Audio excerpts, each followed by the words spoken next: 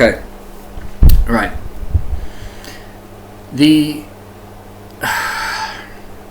I'm just going to start on the topic and carry on.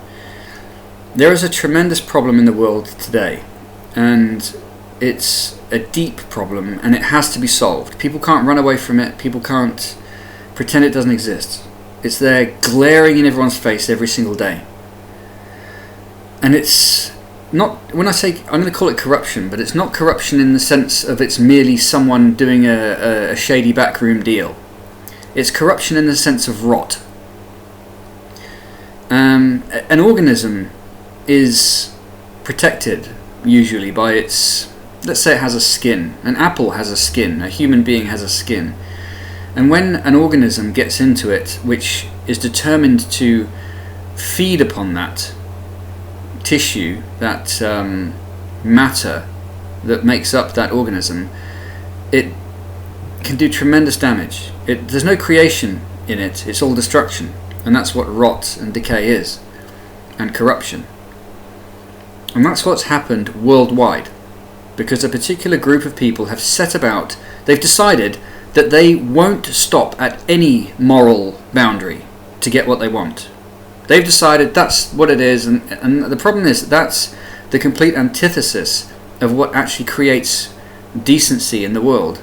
Structures which can succeed, the very structures that these people are trying to break down and feed upon and exploit. Because this particular group of people only ever exploit.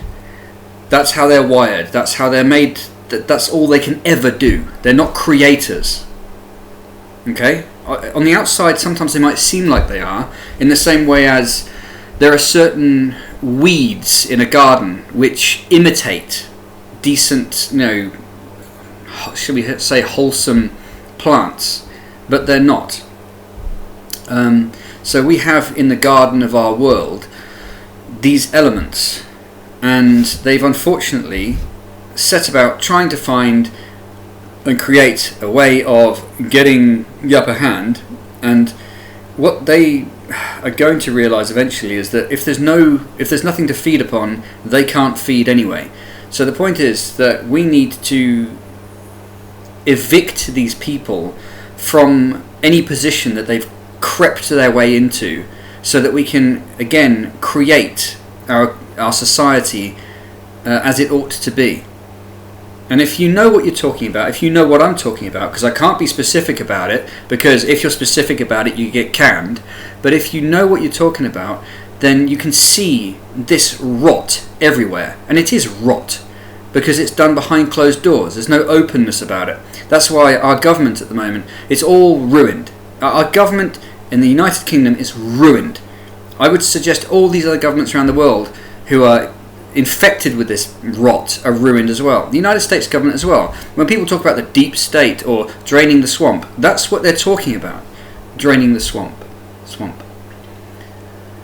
Okay, I don't know, that metaphor, analogy, or figurative expression implies that it's just, I don't know how to put it. There's rot that's crept in, and it's done. It's not accidental. It's not just what was there has degraded. It's been an action by an outside party upon those systems, upon those structures. And these people have been trying this for a long time, and they don't stop. And at the moment, everything is rotten, and they're just saying, no, don't look at it, don't look at it, be distracted, be corrupted. So they're producing media hand over fist to try to make people look at that instead of what's going on. And I always say this as well, the creation of massive TV screens, okay, back in the mid-2000s was totally subsidized by these people. It used to be thousands of pounds or dollars or whatever to get a massive widescreen TV. All of a sudden, overnight, it became cheap as anything, and everyone was encouraged, no, get these massive screens, because they wanted to distract people. They wanted people's eyes on these screens so that they were distracted. I do not watch television ever. I haven't watched television for like 20 years. I haven't missed a thing. Nothing have I missed. I don't need it. No one needs it. Television used to be fairly innocuous. Now it is a means of distraction. That's all it is.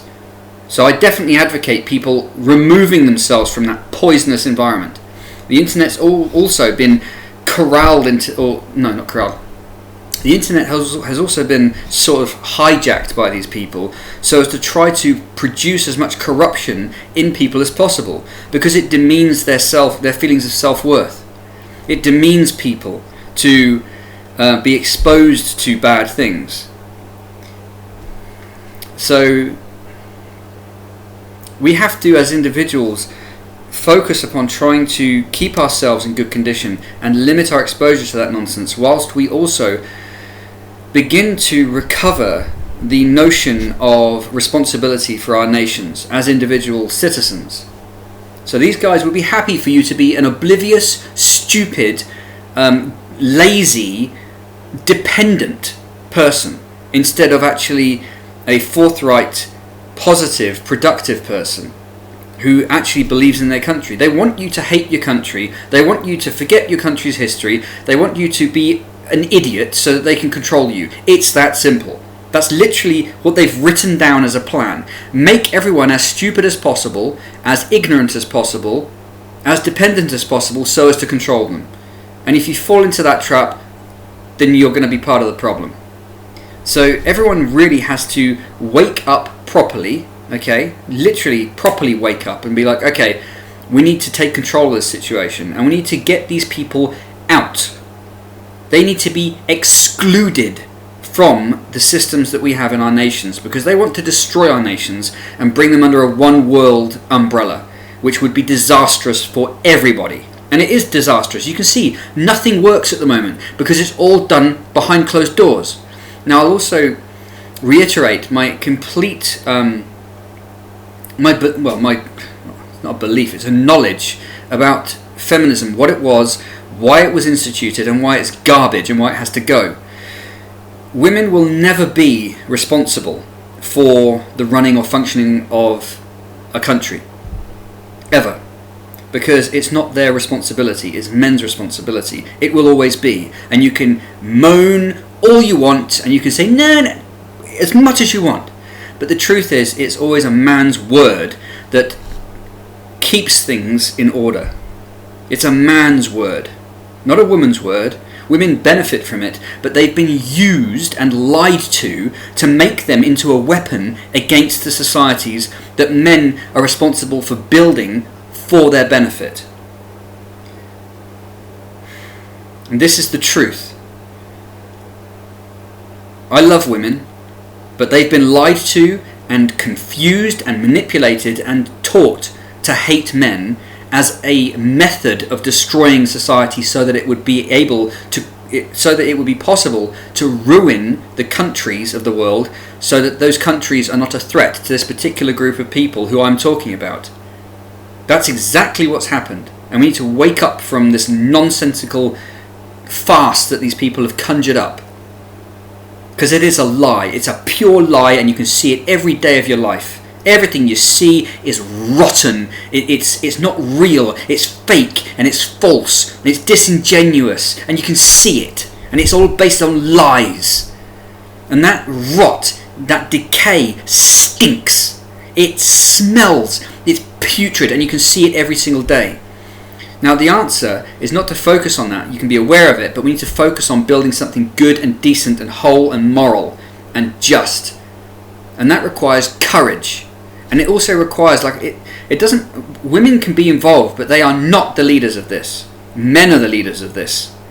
And women will follow, and they will only follow men whom they deem they can rely upon. Men have been attacked. The whole idea was to try to undermine manhood. Anything which was to do with strength and honour and decency and responsibility was attacked. The idea was make men into little boys. Make them into irresponsible, weak, confused little boys who don't have any position to do anything. And that was to make the countries of which we are citizens as men weak. And that's what's happened.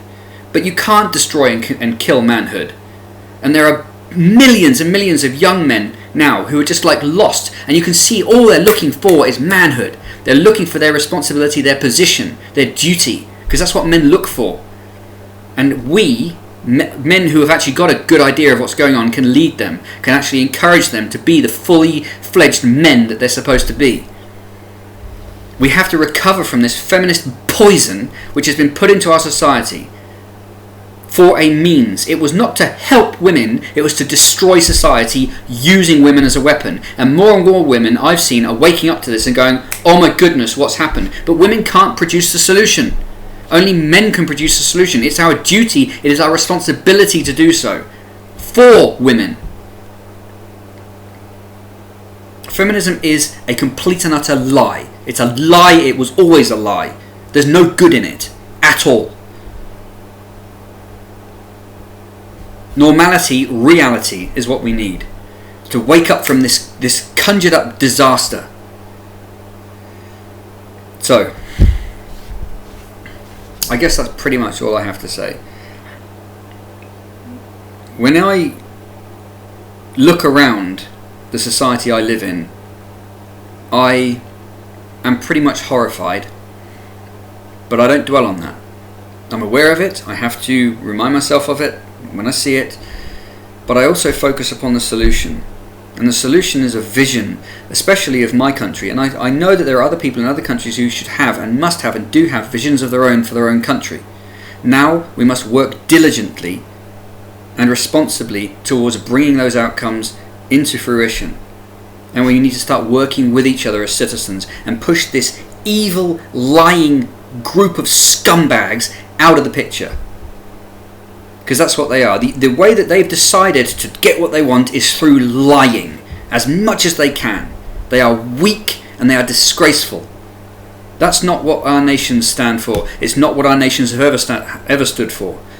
I remembered with disgust what happened at the beginning of this new century, when my military, the military of my country, was hijacked and used by these people to go faffing around in the Middle East.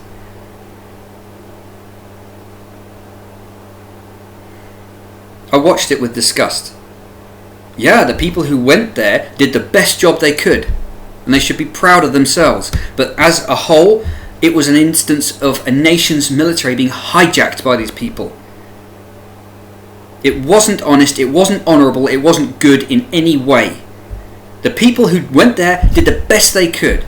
The best they could. But as a whole, no one believed in it. No one. Yeah, the media was going, believe in it, believe in it, believe in it. No one believed in it. Nobody. They were like, okay, we'll do it. But they knew something was wrong. And I know what it is. And so a lot more people know what it is. But these people are trying to deafen people. No, don't look at it. Don't look at it.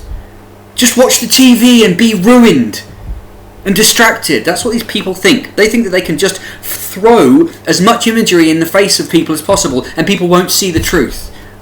No, that's not worked. It hasn't worked. It could never work. The truth is far brighter and far more attractive than any lies could ever be. And if you've got half a brain, you can see lying very quickly. And there are plenty of people who are very intelligent and do observe what's going on and are strong-willed and strong enough in their character to do something about it. I'm one of them. I'm not alone. There are many, many, many people. And the proof of that is that we, people like us, built our nations upon our courage, upon our decency, upon our honesty. People like me. It would be very easy to say, oh, you're not perfect. Yeah. But I'm strong and I'm honest. And I'm decent. I'm not perfect. I'm a human being. But my heart is good. And I want my country to succeed. I want things to be right in our world. And it can be, but it's got to be bought with courage. And that's, again, honour is a masculine thing. It's not that women can't be honourable, but it's a masculine responsibility to have your word as a man. A man's word is important. This kind of thing's been attacked and we need to recover it. Anyway, that's enough for now.